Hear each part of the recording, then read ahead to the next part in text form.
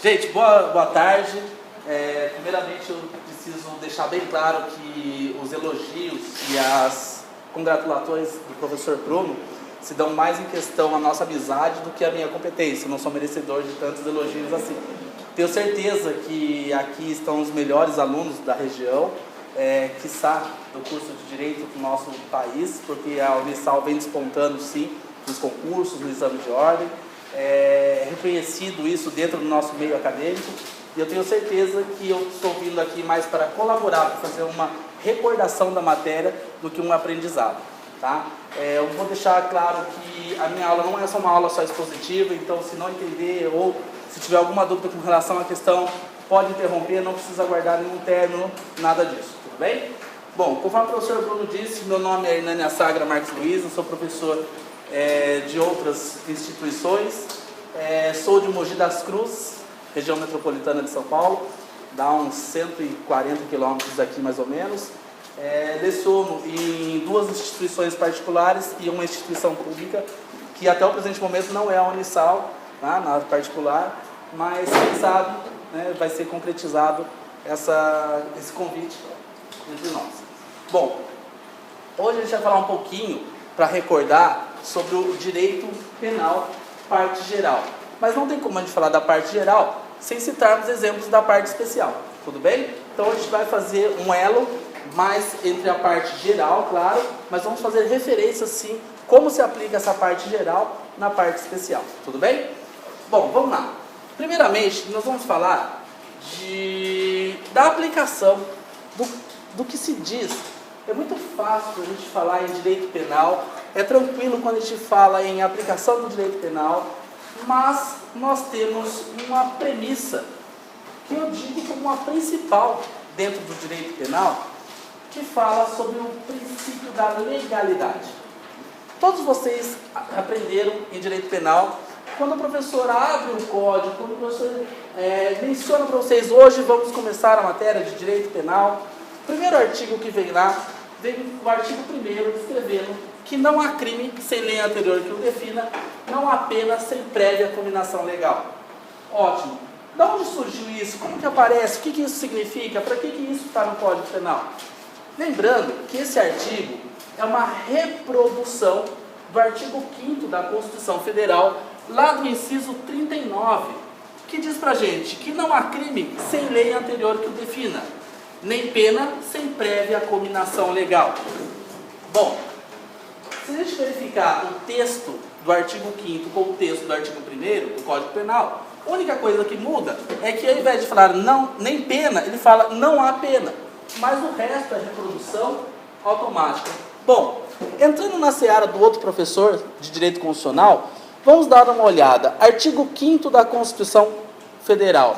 O que o artigo 5º diz para a gente? Artigo 5º, cláusula pétrea. São direitos e garantias petrificados, estruturados, de forma em que, caso o legislador queira alterá-lo, se é que é possível alterá-lo no todo, existe uma dificuldade, uma forma mais rígida de se alterar, somente através de emenda constitucional, por se tratar de uma garantia constitucional. Ótimo. Há alguns autores de direito constitucional que dizem para a gente que nem numa nova Constituição Federal eu poderia alterar alguns direitos já conquistados, por serem direitos inerentes à vida humana, ao exercício da vida humana. Isso, para alguns autores, é chamado de efeito cliquet. O que é cliquet? Cliquet é aquele equipamento que o alpinista tem, que toda vez que ele galga, ele sobe um andarzinho, vamos dizer assim, ele trava o equipamento dele, porque se ele escorregar, ele não desce, ele não cai de onde ele já subiu. Aonde ele alcançou, ele não perde mais, ele não consegue descer. Esse mesmo conceito, ele é tido nos direitos individuais, nos direitos humanos. Eu consigo ter mais direitos humanos, eu consigo ter mais garantias, mas as que eu já conquistei, eu não posso mais perder.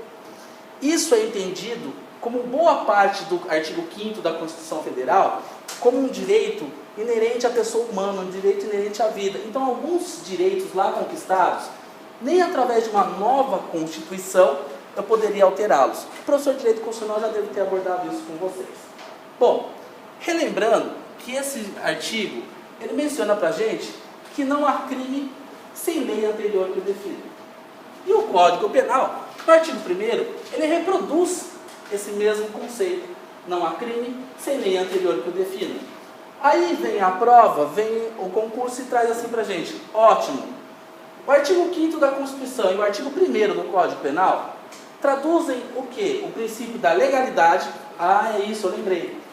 Ou traduz o princípio da reserva legal, ou traduz pra gente o princípio da anterioridade. Bom, que era fácil, começou a complicar um pouquinho, né? Será que aqui nós temos o princípio da legalidade, o princípio da anterioridade ou o princípio da reserva legal?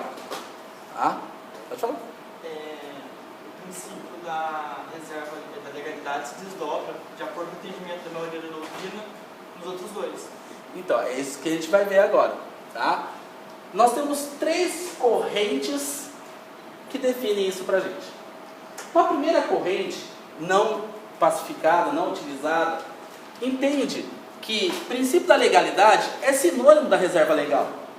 Quando eu falo em princípio da legalidade, eu estou falando em princípio da reserva legal e pronto. Bom, não preciso dizer que essa corrente não tem valor, não é a corrente sustentada nem pela doutrina, nem pela jurisprudência, conforme o colega acabou de falar aqui pra gente. A segunda corrente diz pra gente o seguinte: bom, o princípio da legalidade não se confunde com o princípio da reserva legal. Por esta corrente, o princípio da legalidade toma como expressão lei no sentido amplo, abrangendo todas as espécies previstas no artigo 59 da Constituição Federal. Bom, então ele diz pra gente o seguinte, que o princípio da legalidade não se confunde com reserva legal. O princípio da legalidade é o fato de que eu preciso emanar, eu preciso fazer com que exista um crime através de uma lei. Mas essa corrente fala que lei é tudo aquilo, todo aquele ato normativo previsto no artigo 59 da Constituição Federal, quais sejam emendas constitucionais, leis complementares, leis ordinárias, leis delegadas, medidas provisórias, decretos legislativos e resoluções. Bom, parece-nos que quando o legislador colocou a previsão no artigo 5º, ele deixou bem claro: não há crime sem lei anterior. E se a gente falar em leis delegadas, medidas provisórias, decretos, resoluções, eu posso ter um crime que ingressou no ordenamento jurídico através de uma resolução, de uma medida provisória, um decreto presidencial que institui um fato como crime no nosso ordenamento jurídico. Eu preciso respeitar essa norma proibitiva. Bom, parece que essa corrente também não se sustentou. A terceira corrente diz exatamente o que o colega mencionou para a gente. Bom, o que vem a ser o princípio da legalidade? Vamos tomar cuidado com isso. O princípio da legalidade, ele é a somatória de 2 outros princípios. O princípio da legalidade, ele é a somatória do princípio da anterioridade. Bom, o que isso vem traduzir para a gente?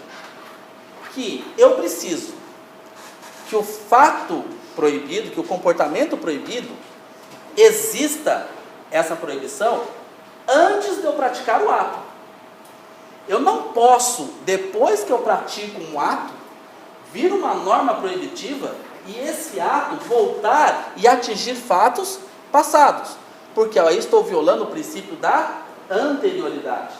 Eu preciso que a lei, eu preciso que o fato seja tido como proibido antes de eu praticar o comportamento proibido, porque eu tenho o direito de saber o que é proibido e ter o livre-arbítrio de praticar ou não praticar aquele comportamento proibido, sabendo que se eu praticar, eu vou ter uma punição. Então aí nós temos o princípio da anterioridade, mas ele se soma com o princípio da reserva legal. E o princípio da reserva legal entende por lei o ato normativo em sentido estrito. Ele entende que eu só posso criar um comportamento proibido através de uma lei ordinária ou de uma lei complementar.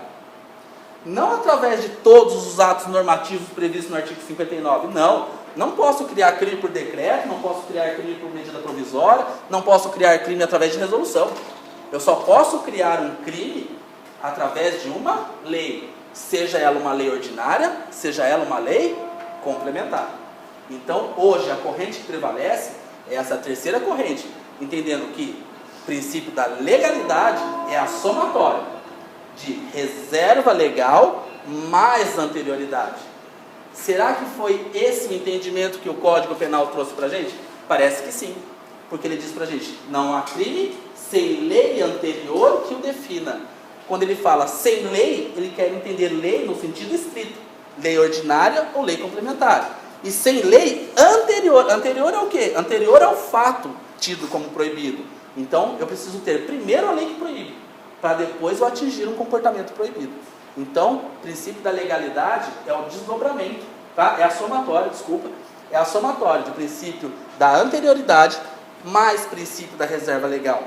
Não são sinônimos, tá? Como diz a segunda corrente. A primeira corrente é a somatória. O princípio da reserva legal é uma coisa, o princípio da anterioridade é outra, e o princípio da legalidade é a soma desses dois princípios. Aí, como todo aluno de direito gosta de um conceito. Bom, se eu tiver que conceituar o princípio da legalidade, da onde eu tiro? Bom, eu entendi o que é, mas se eu tiver que conceituar, da onde que eu vou entender isso? Nós não temos no Código Penal, nem na Constituição Federal, um conceito do que é princípio da legalidade. Mas nós conseguimos extrair uma definição, até que muito precisa, do Pacto de São José da Costa Rica. Lá no item 9, né, no artigo 9º, ele fala para a gente que ninguém poderá ser condenado por atos ou omissões que, no momento em que foram cometidos, não constituíam delito. O que ele está dizendo para a gente?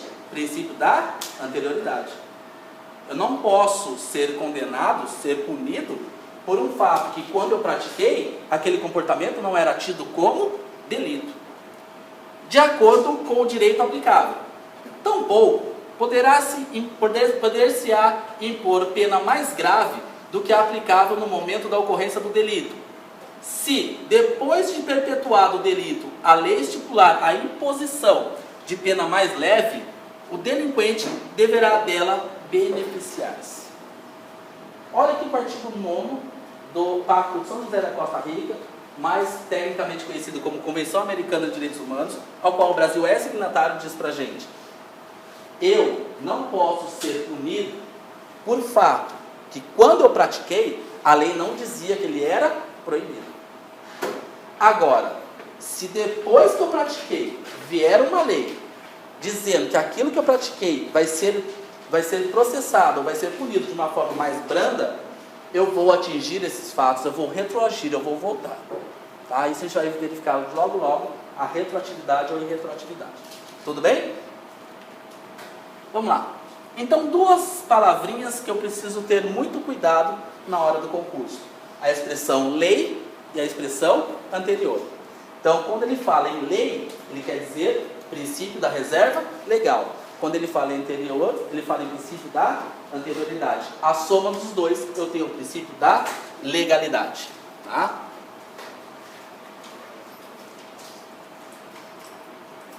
Então, entendemos que eu só posso ser responsabilizado por crime se, quando eu praticar esse fato proibido, já existir uma lei anterior dizendo que aquele comportamento é um comportamento proibido. Ótimo. Esse comportamento proibido, ele pode ser tido ou como crime ou como contravenção. Normalmente, vem a expressão infração penal. Infração penal e delito são sinônimos. Porém, delito, ele fala mais com relação ao crime. Infração penal é gênero, ao qual tem uma espécie crime e contravenção penal. Tudo bem? Vamos deixar a contravenção penal de lado, vamos estudar o crime. Tudo bem? O que é crime? Bom, eu tenho várias teorias que explicam o que é crime. Vamos focar nas três mais importantes que vêm sendo exigidas nos concursos. Eu posso conceituar crime através de um conceito formal. Formalmente, o que é crime? Crime é o fato típico e antijurídico a que descreve em lei, ou seja, é a conduta que a norma penal descreve. Conduta proibida por lei com ameaça de pena criminal. O que diz esse conceito formal de crime?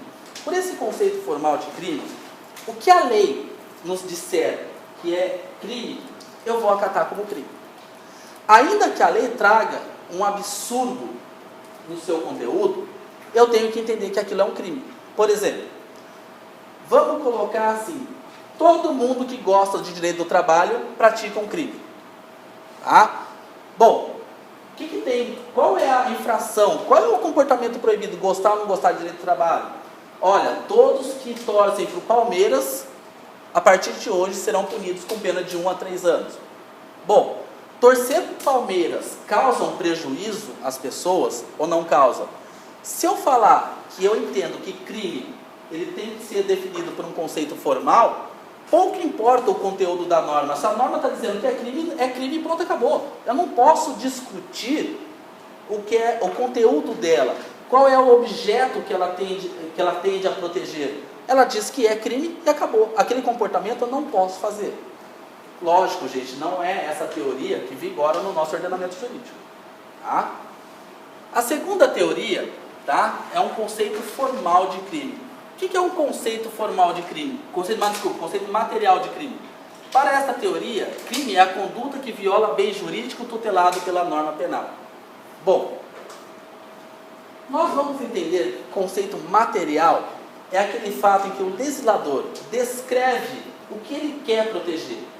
E se eu atingir esse objeto de qualquer forma, eu estou violando a norma. Ele protege o objeto, pouco importa a forma que eu pratico isso. Tá? Não é esse que prevalece. E nós temos, por último, o conceito analítico de crime. O que vem a ser um conceito analítico de crime? Ele vai descrever para a gente que, para esta teoria, crime é dividido em elementos. Ele vai traduzir o crime em 3 elementos, que eu preciso preenchê-los para dizer que o meu comportamento é proibido, que isso é crime ou que isso não é crime. Quais são os elementos proibidos? São requisitos que eu preciso preencher. Hoje, fato típico, antijurídico e culpável. Tá? Fato típico, antijurídico e culpável. Tudo bem até aqui? Tranquilos? Ótimo. Vamos lá.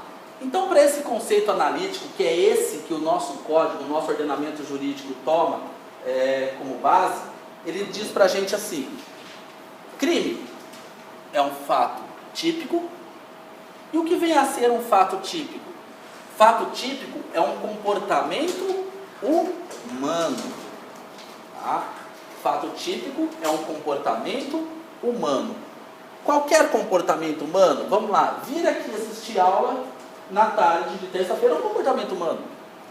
Mas esse comportamento humano é um comportamento que se espera da sociedade, que se espera das pessoas, ou é um comportamento que não se espera das pessoas, desejo que as pessoas não pratiquem esse comportamento? Pelo contrário, é um comportamento desejado. Então, o fato típico é um comportamento humano não desejado. Fato típico é um comportamento humano indesejado. Tá? Orientado pelo princípio da intervenção mínima, consistente numa conduta produtora de um resultado que se ajusta formal e materialmente ao tipo penal. Já a gente vai destrinchar esse conceito de tipo penal. Tá? Bom, eu tenho um comportamento humano indesejado. Preenchi o primeiro requisito. O segundo requisito é a ilicitude.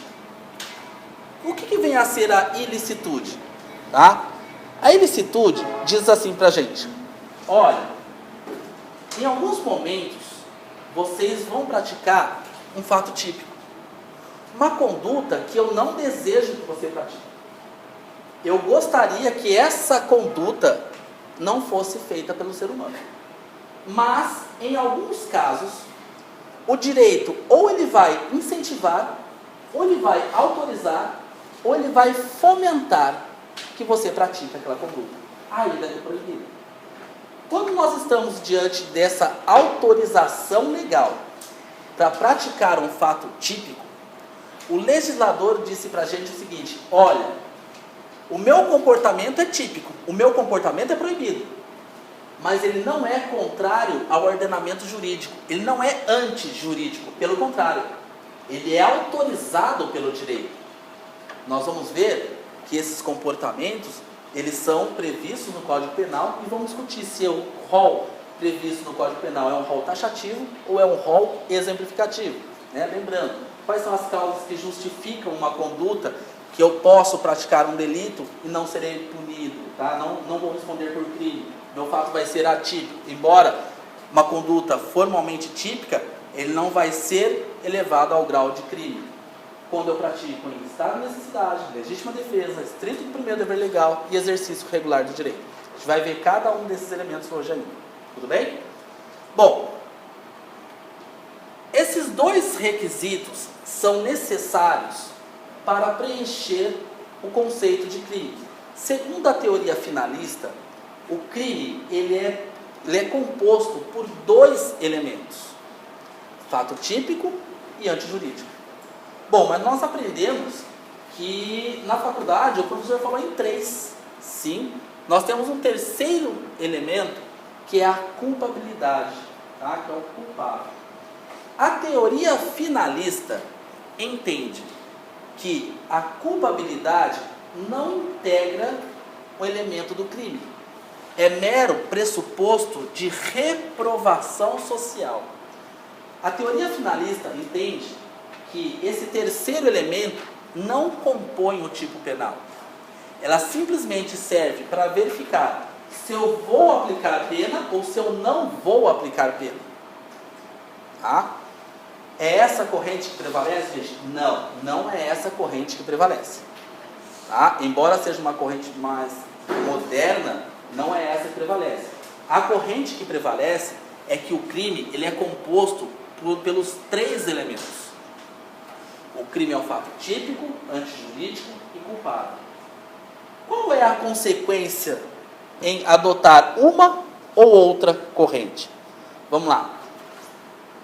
Se eu falar que eu adoto a teoria finalista da ação, que crime é fato típico e antijurídico, automaticamente eu preciso falar que adolescente pratica crime. Vamos lá. Vamos fazer uma adequação a isso daqui.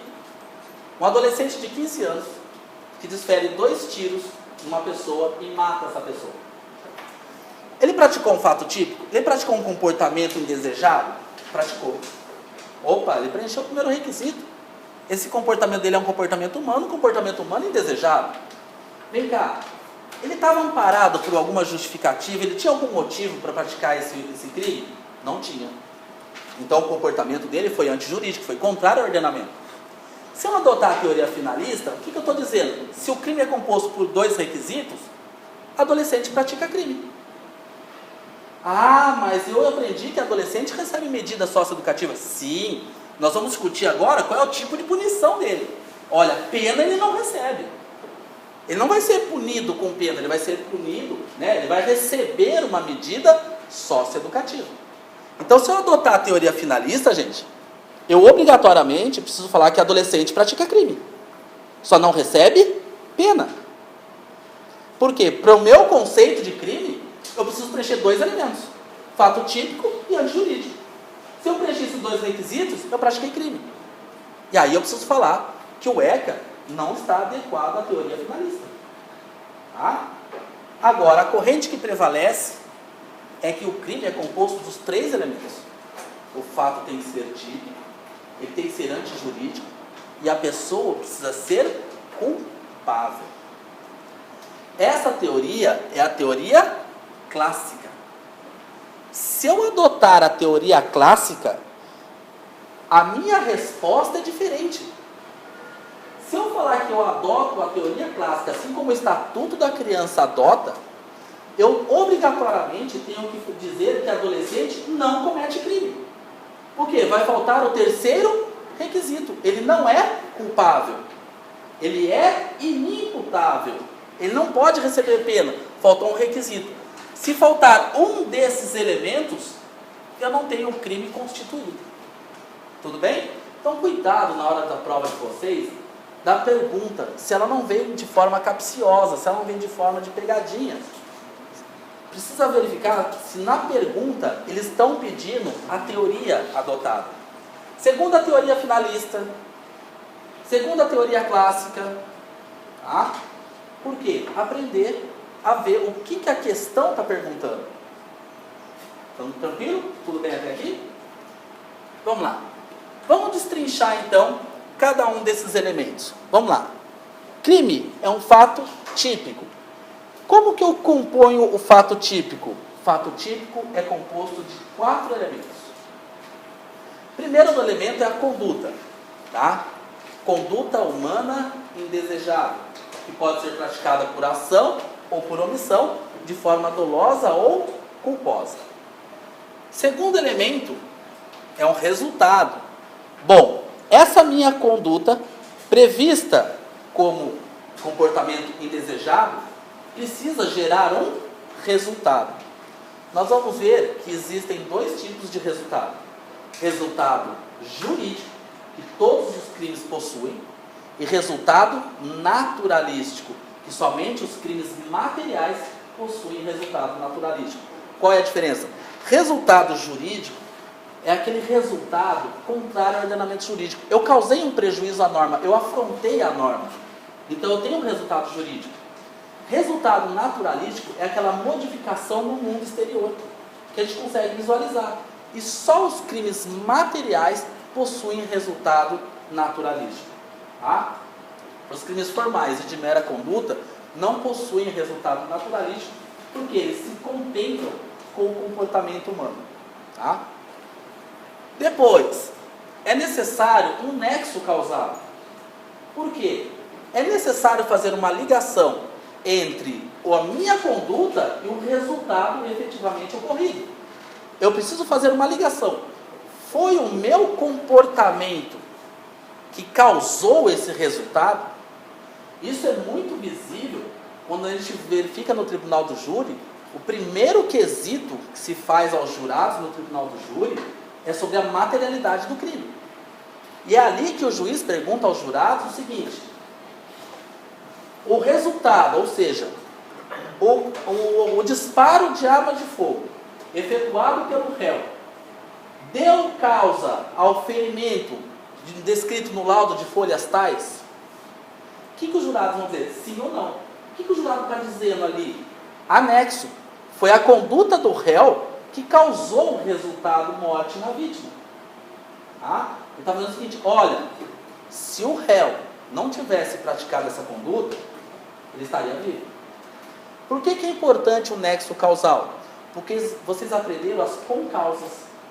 Causas absolutamente independentes ou relativamente independentes. Acredito que o exemplo, trazido em sala de aula foi o caso da ambulância. A pessoa que recebe um disparo, a ambulância socorre, esse disparo de arma de fogo foi no pé, não havia risco dessa pessoa perder a vida, e ela é socorrida pela ambulância, e o motorista da ambulância se envolve em um acidente, essa ambulância bate no poste, ele morre em decorrência de um traumatismo craniano. Quem é o responsável pela morte desse paciente que estava na ambulância? Aquele que deu o tiro no pé dele, ou o motorista da ambulância que se envolveu em um acidente por não respeitar as regras de trânsito, ou por agir com imprudência na direção do veículo automotor? Então é importante falar para a gente qual é o nexo. Quem tem nexo? Qual conduta tem nexo com o resultado? A conduta de quem atirou no pé ou a conduta de quem avançou um sinal vermelho? Tudo bem? E por último, tipicidade. É necessário que exista uma tipicidade. E a tipicidade ela vai ser dividida em tipicidade formal e tipicidade material. Tipicidade formal, gente, é a subsunção. É o enquadramento da minha conduta, esse comportamento indesejado, a algum artigo previsto como proibido. É o enquadramento, o encaixe do comportamento à norma proibida. Feito isso, eu tenho a tipicidade formal. Agora, hoje, não se existe mais somente a tipicidade formal. É necessário a tipicidade material. O que vem a ser a tipicidade material? É necessário que essa conduta, que esse resultado, tenha 2 sub-requisitos: fragmentariedade e subsidiariedade. O que isso significa? Que para ser crime, é necessário, pelo princípio da subsidiariedade, que o direito penal seja a última ratio, a última ferramenta para inibir um comportamento indesejado. O que vem a ser subsidiário? O direito penal só vai ser utilizado se outros ramos do direito não conseguirem resolver o problema. Por quê? Se os outros ramos do direito resolverem um problema, não é problema do direito penal. Princípio da subsidiariedade. Só vou usar o direito penal como última ratio, como a última ferramenta, quando os outros ramos do direito não conseguirem resolver o problema. Tá? Ótimo. Os outros ramos do direito não conseguem resolver o problema. Eu vou usar do direito penal para fazer com que as pessoas não tenham mais aquele comportamento. Ótimo. Mesmo assim, as pessoas praticam aquele comportamento tido como proibido. Pelo princípio da fragmentariedade, é necessário que esse meu comportamento cause um prejuízo insuportável para a vítima. Ou cause, no mínimo, um prejuízo em que vá haver relevância para a vítima. Acredito que o exemplo que foi dado em sala de aula foi o furto de uma caneta Bic. Né? Será que justifica uma ação judicial, a movimentação da máquina administrativa para processar uma pessoa porque subtraiu um objeto que foi avaliado em aproximadamente R$2? Tá? Talvez o direito penal fale o seguinte: olha, esses crimes, embora tenha previsão legal, a subsunção, existe uma tipicidade formal, essa conduta se encaixa perfeitamente ao artigo 155 do Código Penal, subtrair coisa alheia móvel para si ou para outrem, eu não vou tomar parte desse caso, porque para mim é um irrelevante penal. Para mim é tão insignificante que eu vou deixar isso ser resolvido pelo direito civil, pelo direito administrativo. Olha, o direito civil que entra em uma ação de indenização, uma ação de busca e apreensão para pegar de volta essa caneta.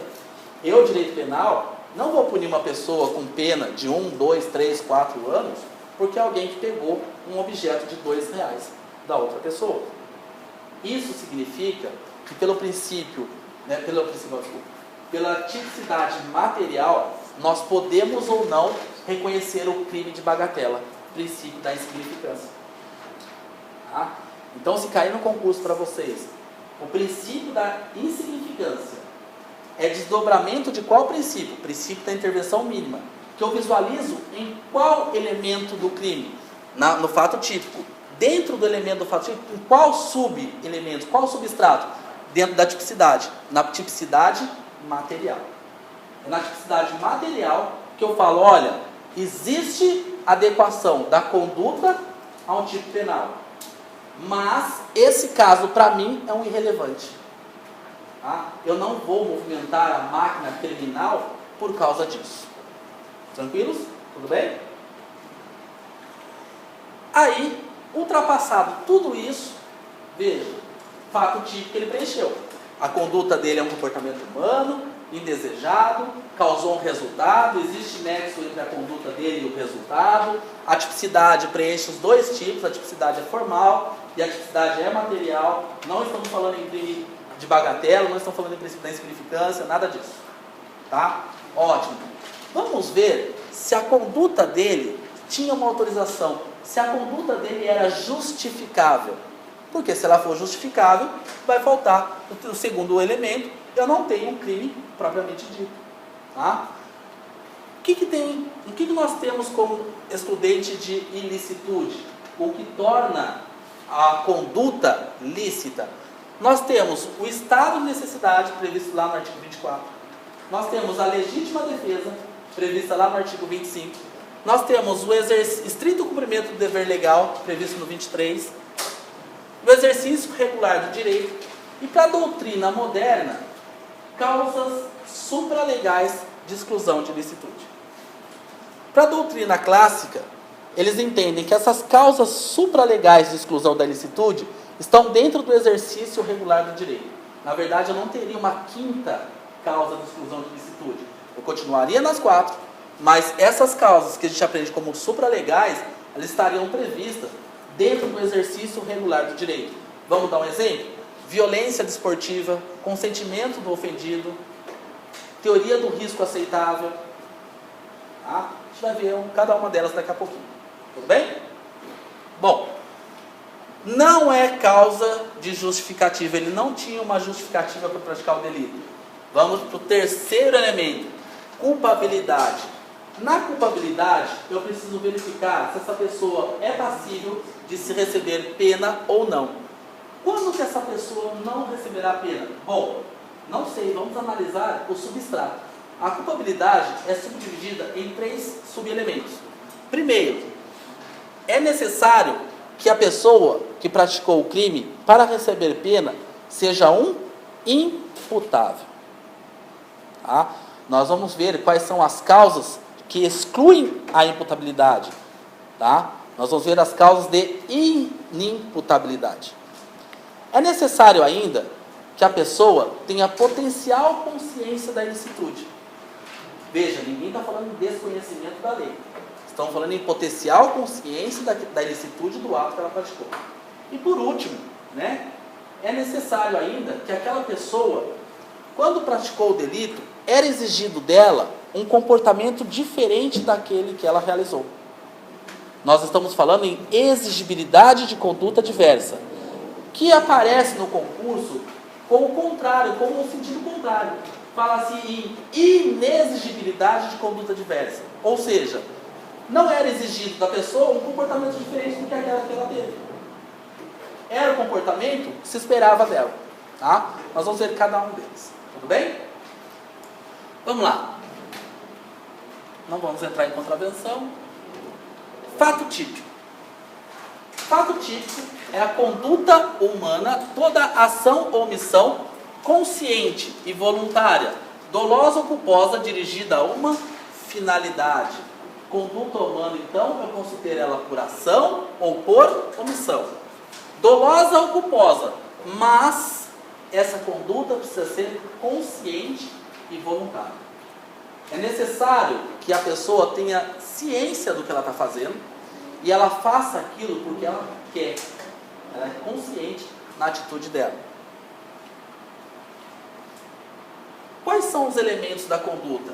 Para que uma pessoa seja responsabilizada pelo crime dela, é necessário que a conduta dela seja uma conduta voluntária. Essa conduta voluntária diz pra gente o seguinte: olha, ela não pode fazer aquilo com vício de vontade. É necessário que ela pratique aquele comportamento de livre, espontânea vontade, sem estar sendo forçada para aquilo.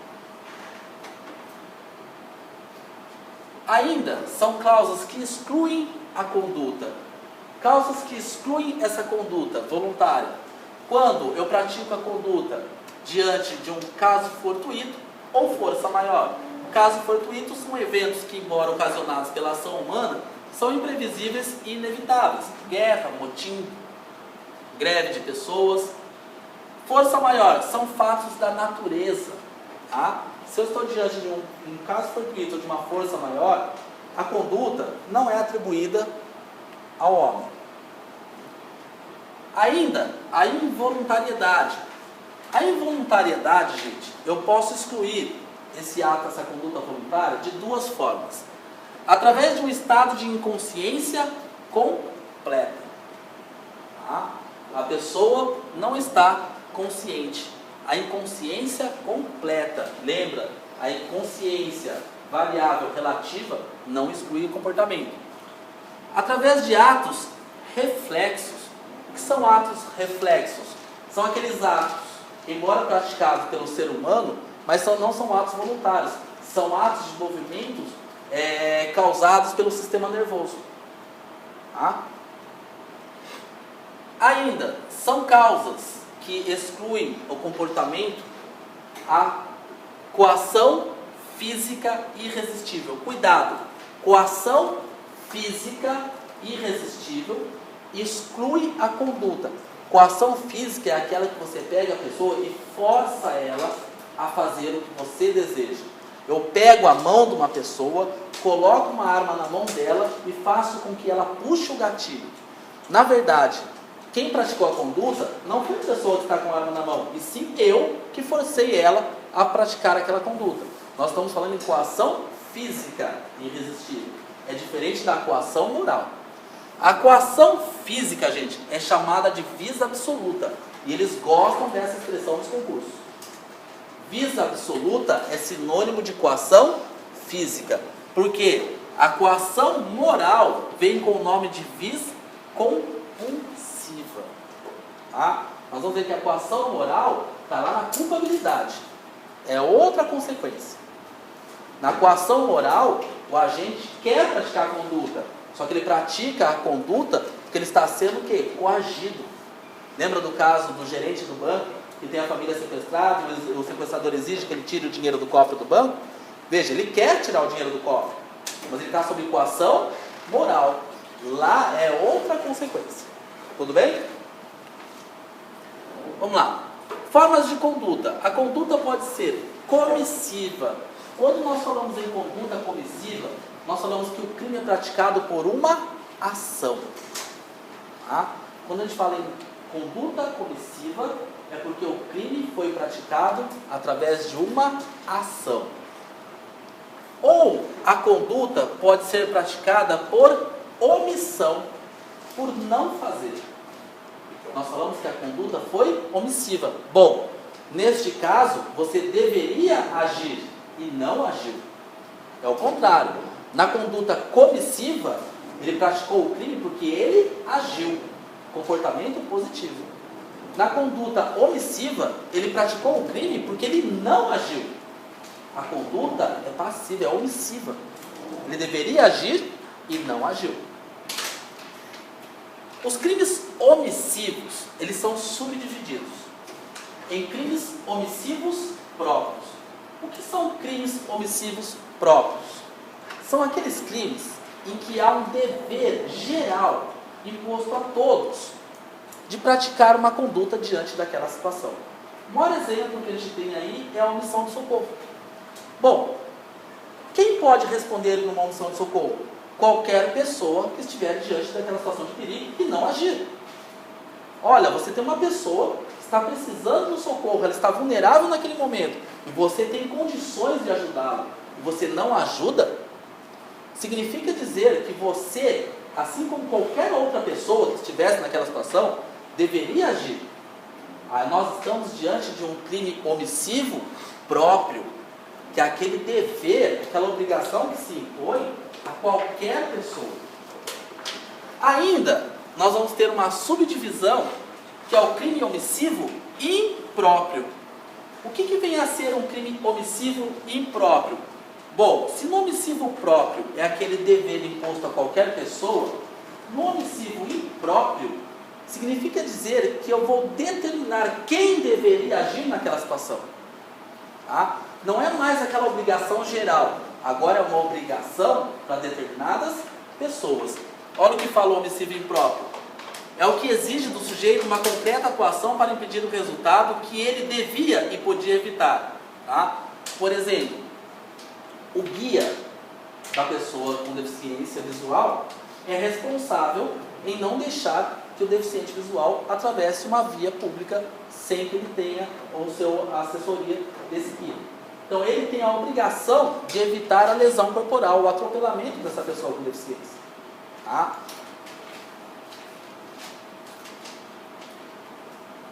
Vamos lá.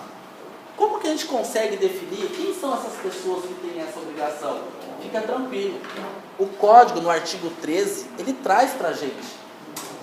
Quem são as pessoas que têm esse dever de agir? Se a gente for lá no artigo 13 do Código Penal, especificamente no artigo 2º, ele diz para a gente o seguinte: a omissão é penalmente relevante quando o omitente devia e podia agir para evitar o resultado. O dever de agir incumbe a quem? A linha A. Tá? O dever de agir incumbe a quem tenha por lei obrigação de cuidado, proteção ou vigilância. Olha que interessante. A linha A traz para a gente o seguinte: a lei determina quem tem a obrigação de evitar o resultado.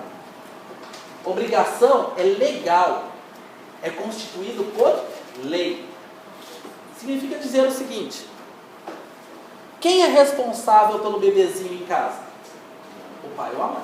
A lei diz que é a responsabilidade dos pais.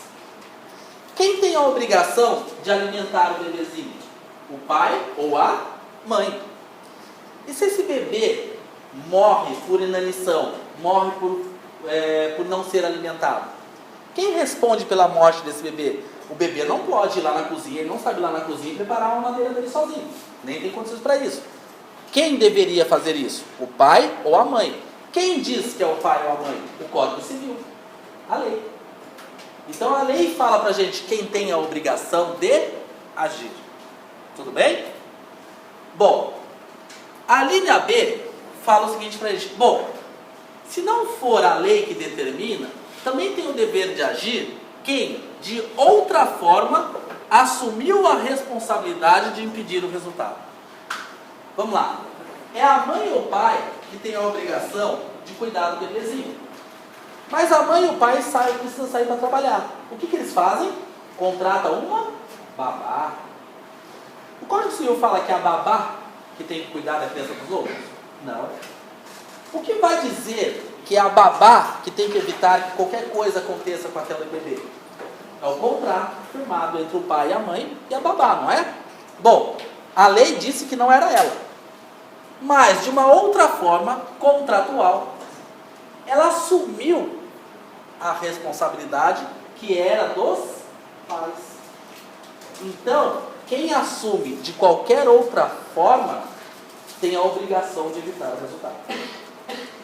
Exemplo muito comum que a gente tem no dia a dia, os livros não trazem, mas é muito evidente isso, quando temporada, a gente resolve ir para a praia e a gente tem criança pequena. E é a única criança da família. E o que a criança pede para o pai e para a mãe? Posso levar um amiguinho? Aí o que você fala? Bom, ele vai ficar lá sozinho, vamos levar o amiguinho. E o que os pais fazem? Vão até a casa do pai do amiguinho, falar o que com os pais do amiguinho? Olha, deixa ele ir que eu cuido dele lá. Você é o pai ou mãe do amiguinho? Não. A lei diz que quem tem que tomar conta do amiguinho? O pai e a mãe dele, não foi? Mas quando você foi lá na casa deles, falar, deixa que eu cuido, eu olho por eles, o que você está fazendo? De outra forma, você está assumindo a responsabilidade pelaquela criança. Você está assumindo a responsabilidade de não deixar acontecer nada com aquela criança. Veja que a lei não disse que é você, a lei diz que são os pais dele. Tá? Mas, de uma outra forma, contratual, onerosa, gratuita, você assumiu a responsabilidade que não era sua. Tudo bem? E a última. Se foi você, através de um comportamento anterior, que criou o risco da ocorrência de um resultado. Bom, se foi você que criou a situação de perigo, você é obrigado a salvar, a agir, a evitar que o resultado aconteça. É a posição de garantidor. O exemplo que os livros trazem, muito fácil. A pessoa que é um exímio nadador, que convida um amigo que não sabe nadar muito bem, a atravessar um canal, ir de um rio de um lado da margem até o outro. E a pessoa fala, olha, não sei nadar direito. Aí aquele nadador fala, fica tranquilo, eu sei nadar. Se acontecer alguma coisa com você, eu estou lá e eu te salvo. Bom, se você que criou, você colocou ele naquela situação de perigo, no meio da travessia, ele tem alguma coisa, uma cãibra, seja lá o que for, e começa a se afogar, foi você que colocou ele naquela situação de perigo, não foi? É você que tem a obrigação de evitar a morte dele. Ficou claro? Ótimo. Vamos colocar a seguinte situação. Numa festa, uma pessoa quer causar um susto e resolve acender um artefato no meio de uma festa. E, com a intenção de assustar as pessoas ou de comemorar o aniversário, ele acaba causando um incêndio. Será que essa pessoa tem a obrigação de evitar o resultado, salvar, apagar o fogo, evitar que as pessoas morram? Ou ele pode, inclusive, diante de um estado de necessidade, salvar a própria vida e ignorar a vida dos outros?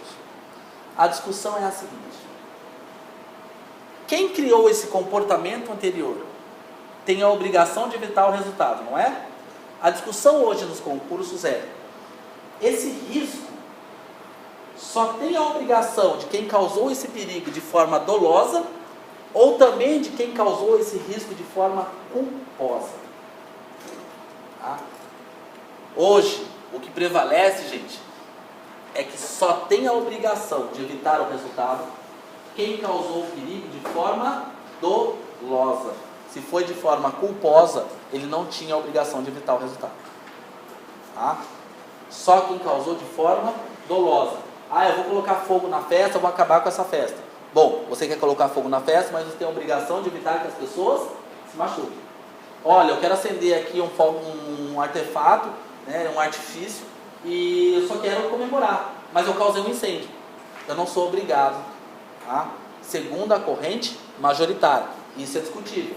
Mas hoje, como questão alternativa no concurso, somente quem causou o risco de forma dolosa. Tudo bem?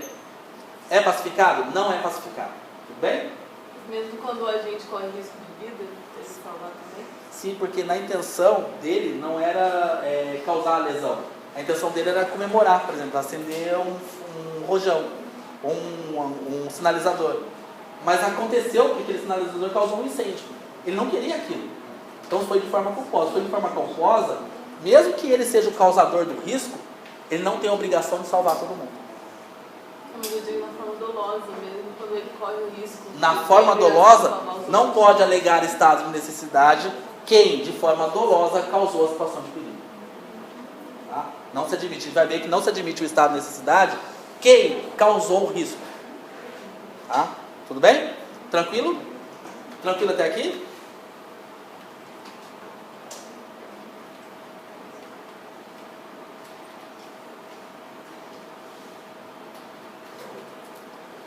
Vamos lá, diferença entre dolo e culpa.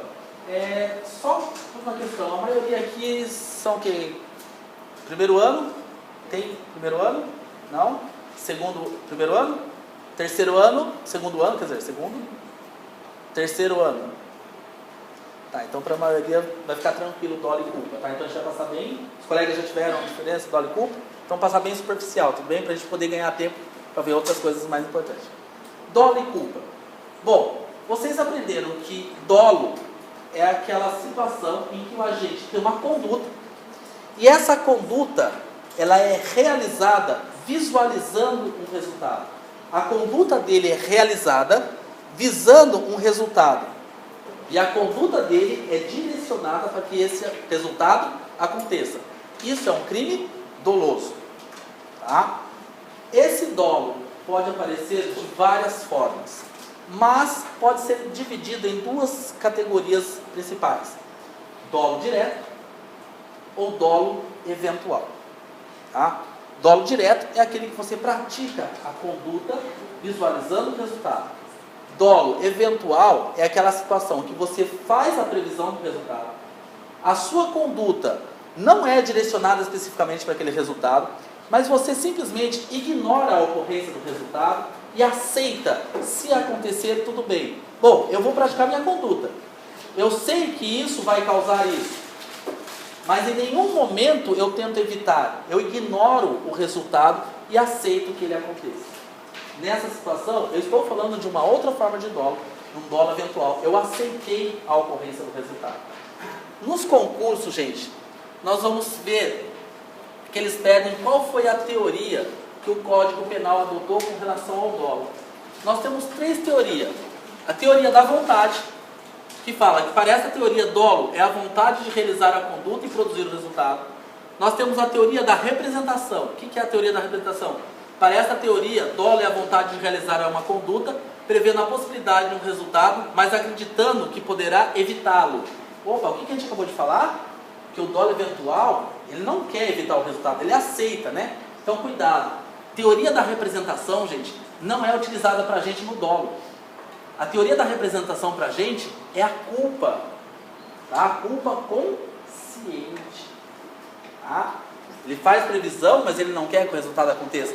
Isso aqui é na culpa que a gente adota. E a terceira é a teoria do assentimento.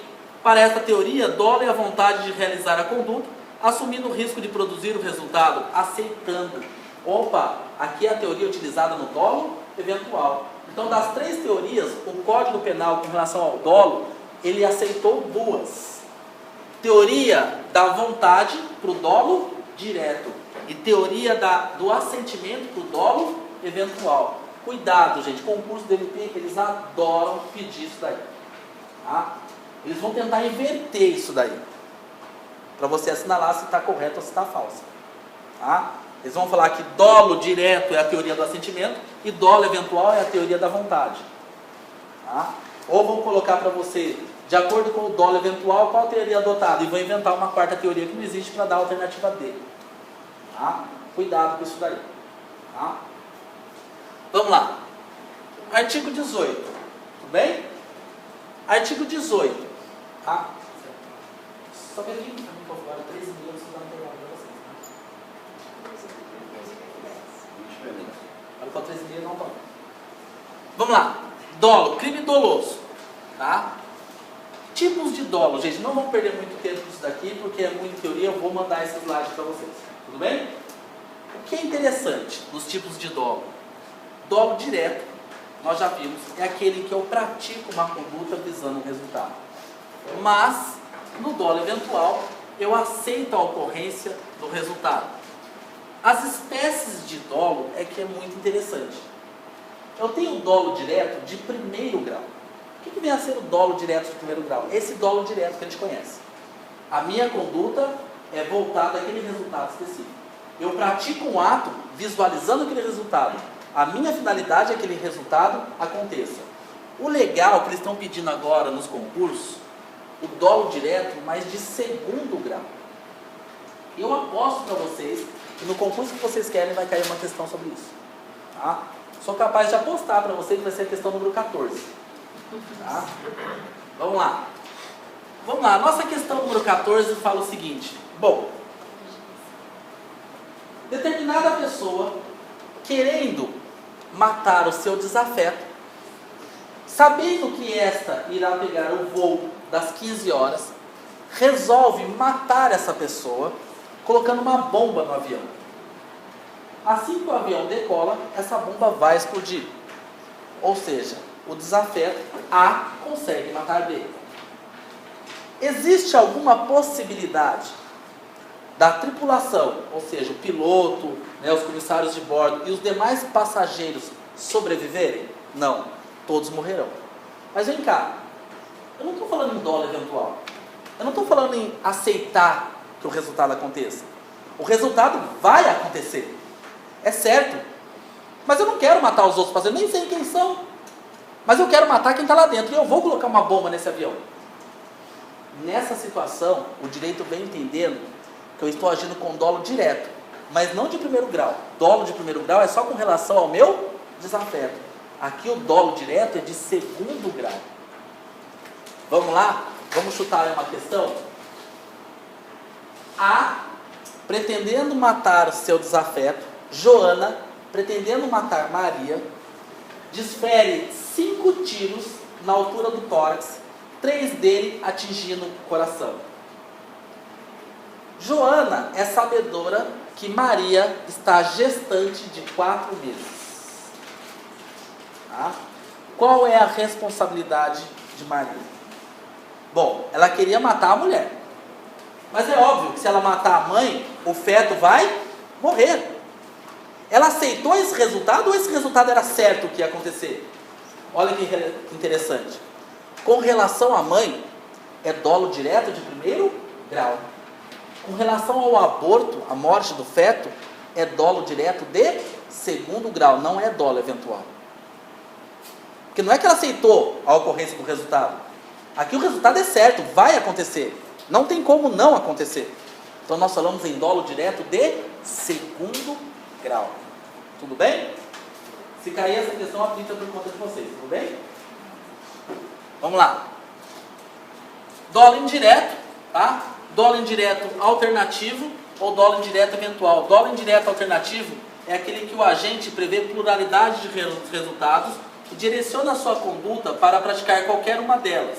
Tá? Pode ser objetivo, quando se refere ao crime praticado. O agente atira para matar ou para ferir, para ele é indiferente. Ou o dolo alternativo pode ser subjetivo, diz respeito à pessoa que ele quer atingir. Olha, eu tenho 2 pessoas, tanto faz atingir a que eu quero ou a que eu não quero. E o mais comum é o dolo eventual. Tá? Existem vários outros tipos de dolo, tá? O dolo normativo, dolo cumulativo. Dolo cumulativo é, na verdade, a nossa progressão criminosa. O que é dolo cumulativo? Dolo cumulativo é a somatória de dolo mais dolo. Tá? Exemplo de dolo cumulativo. Eu quero lesionar uma pessoa, eu quero machucar uma pessoa. E para isso eu dou uma paulada na cabeça dela. Ela cai ao chão desacordada. Assim que ela está no chão desacordada, eu já consegui o que eu queria, não é? Meu dolo foi atingido. O que eu queria aconteceu. Só que agora que ela está no chão, eu mudo de dolo. Eu mudo a minha intenção. Agora eu não quero mais só lesionar, agora eu quero matar. E passo a desferir mais pauladas na intenção de matar a pessoa. Bom, eu tinha um dolo de lesionar. Assim que eu consegui essa empreitada, eu passo por uma segunda empreitada. Eu tenho dolos cumulativos. Tá? Provar isso, gente, é outros 500. Tá? Provar isso é difícil. Se na verdade você fala, não, a pessoa queria matar desde o começo. Não, mas pode ser que a pessoa tinha uma intenção e praticou outra. Querem ver a situação? Eu tenho a intenção de matar uma pessoa. E eu sigo ela até a casa dela. Dentro da casa dela eu mato ela. Agora eu já estou dentro da casa dela, sabe o que eu vou fazer? Eu vou levar as coisas. Eu tinha um dolo de homicídio. Agora eu tenho um segundo dolo de furto. Tá? Veja, são dolos cumulativos. É diferente do latrocínio. No latrocínio, eu já quero inicialmente roubar a pessoa. Eu acabo matando a pessoa para conseguir os pertences. Aqui eu tenho um dolo só. Desde o começo, o meu dolo é patrimonial. É tirar o pertence da pessoa. É roubá-la. Aqui não. Aqui o meu dolo inicial era matar.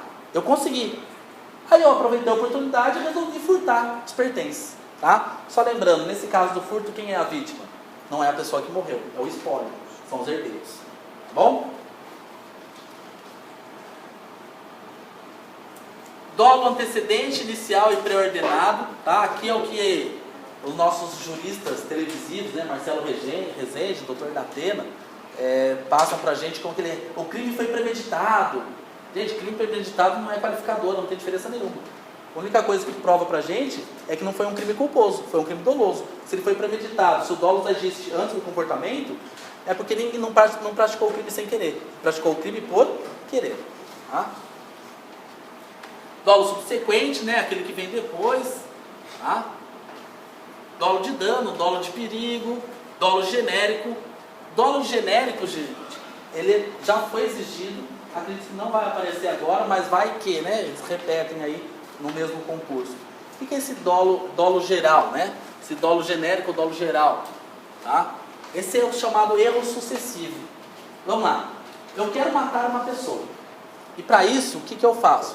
Eu dou 3 tiros nessa pessoa. Ela cai ao chão. Eu acredito que eu matei essa pessoa. E agora, o que eu faço?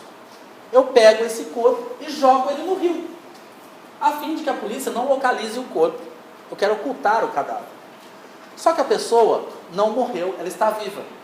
Mas agora ela morre em decorrência do afogamento. Olha que interessante, por um período sustentou a tese que esse homicídio era culposo. Porque eu não queria matar ela afogada. Foi sem querer. Eu queria matar ela com tiro. Então vem cá. Desde o começo você não queria matar ela? Pois é, você só errou no jeito que você matou. Mas o seu dolo continuou do mesmo jeito. Nós falamos em dolo geral, ou erro sucessivo. Eu errei do primeiro jeito, mas consegui do segundo. Significa dolo geral. Você conseguiu o que você queria de uma outra forma, mas aquilo que você queria desde o começo. Tá? Dolo geral. Dolo de ímpeto. Tá? O que é o dolo de ímpeto? É o contrário, é o diferente do dolo premeditado. No dolo premeditado eu quero, eu penso, a cogitação existe e depois eu vou agir. No dolo de ímpeto, a vontade acontece no momento. É o caso do homicídio.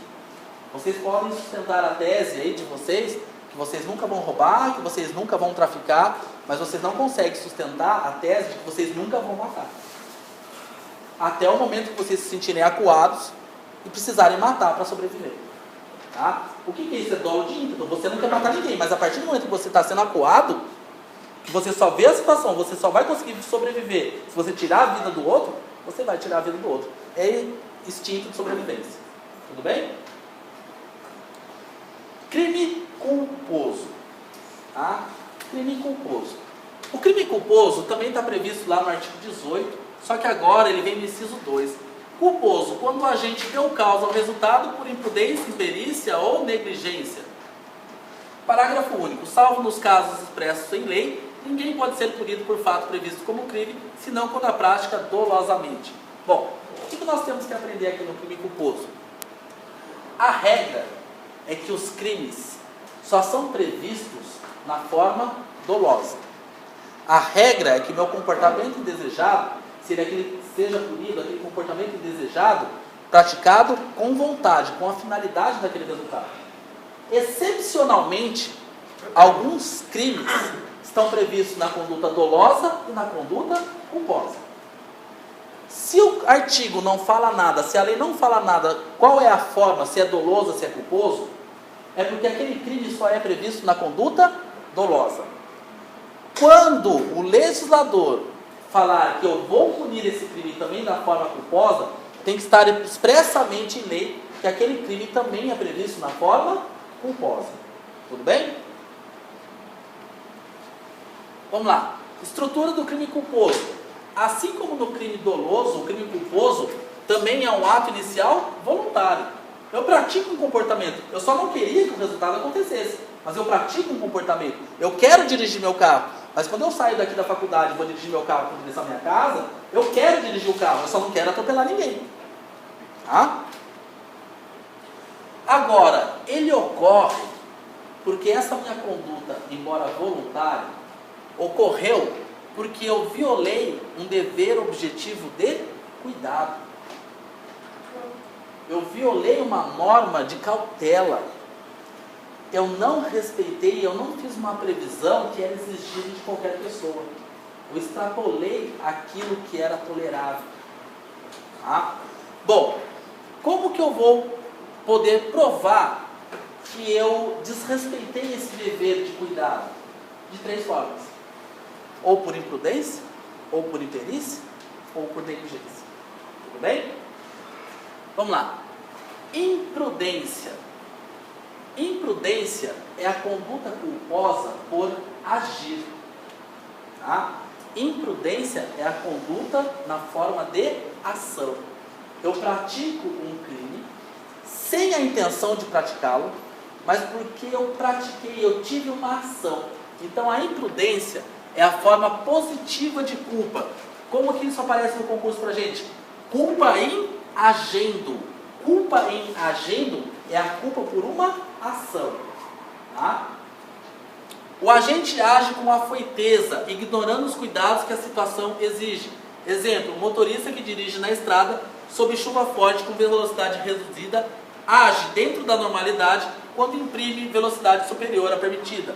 Bom, eu estou dirigindo em alta velocidade, acima do tolerável, acima do permitido pela rodovia. Ou no caso de chuva, eu estou dirigindo em alta velocidade com a intenção de chegar mais cedo em casa, mas eu estou sem visão da rodovia. Veja, eu não tenho a intenção de atropelar ninguém, não tenho a intenção de causar nenhum acidente, mas eu não estou agindo por imperícia. Ou seja, eu estou agindo, eu estou acelerando, eu estou praticando uma conduta que eu não deveria praticar. Então eu estou falando que se eu praticar um crime, é sem a intenção de praticá-lo. Estou falando em culpa. Mas culpa por quê? Porque eu violei um dever, um objetivo de cuidado, através de uma imprudência. Bom? E a negligência? É o contrário da imprudência. A negligência é o crime culposo por não agir. Tá? A negligência vem tratando a conduta de forma negativa. É a chamada de culpa omitendo. É a ausência de precaução. Neste caso, o agente não adota a ação cuidadosa que se exige. No caso em concreto, sobrevindo um resultado indesejado. Exemplo, deixar o remédio ao alcance das crianças. O que eu deveria fazer? Deixar um local não acessível. Mas eu não fiz isso. Eu não fiz isso. Se eu não fiz, é porque eu fui negligente. Tá? Ah, eu não fiz a revisão do carro. Eu fui negligente na manutenção do carro. Eu não fiz. Então a gente fala em negligência. Tá bom? E para encerrar, para a gente fazer um intervalo, a imperícia. Olha que interessante. A imperícia, gente, é a culpa por ação. Ixi, agora deu uma dificuldade. Se a imprudência é a culpa por ação, a imperícia também é a culpa por ação, como que eu vou distinguir se é imperícia ou se é imprudência? Veja, a imprudência é a culpa por ação da pessoa que desconhece, que não tem um conhecimento específico. É a culpa de qualquer pessoa. E a imperícia? A imperícia é aquela culpa causada por uma pessoa que tem conhecimentos técnicos, porém não tem conhecimentos técnicos aprofundados. Ele acha que tem capacidade para ir além do conhecimento dele, mas ele não tem. O exemplo mais comum é o caso do médico, que é clínico geral e faz uma cirurgia. Ele não é cirurgião. Ele é médico, ele tem conhecimentos técnicos, mas não o suficiente para fazer uma cirurgia. Falta a ele uma capacidade especial, que é para fazer a cirurgia. Muito comum cair assim nos concursos. O médico que esquece um instrumento cirúrgico dentro da pessoa. O cirurgião que esquece um instrumento dentro da pessoa. Veja, se ele é um cirurgião, ele tem conhecimento de cirurgia. Não está falando que ele não tem conhecimento. Tá? Ele esqueceu lá dentro. Aqui nós vamos falar que ele não respeitou normas técnicas. Conhecimento ele tem. Ele é cirurgião. Ele está apto a fazer cirurgia. Mas ele esqueceu lá dentro. Isso é causa de aumento de pena. Tá? Quando a pessoa tem o conhecimento e não respeita esse conhecimento, é causa de aumento de pena em alguns crimes. Agora, quando a pessoa não tem o conhecimento total e acha que tem competência para praticar aquele ato, nós estamos falando em imperícia. Ele tem conhecimento técnico, mas ele não é um perito naquilo. Falta a ele uma capacidade específica. Tudo bem? Tranquilos? Vamos fazer um intervalo? Professor, tem uma pergunta antes. Vamos lá. Seria correto diferenciar dolo eventual de culpa consciente? É que no dolo eventual o resultado era previsível, o agente previu o resultado e assumiu o risco. Na culpa consciente, o resultado seria previsível, a gente previu, mas ele esperava que não acontecesse? Vamos lá, como que a gente vai conseguir diferenciar a culpa consciente do dolo eventual? No dolo eventual, eu faço a previsão do resultado, eu verifico a ocorrência dele e falo o seguinte: tudo bem, se acontecer para mim é um indiferente. Se acontecer, eu assumo, eu respondo esse processo. Na culpa consciente, ele tem a mesma visão.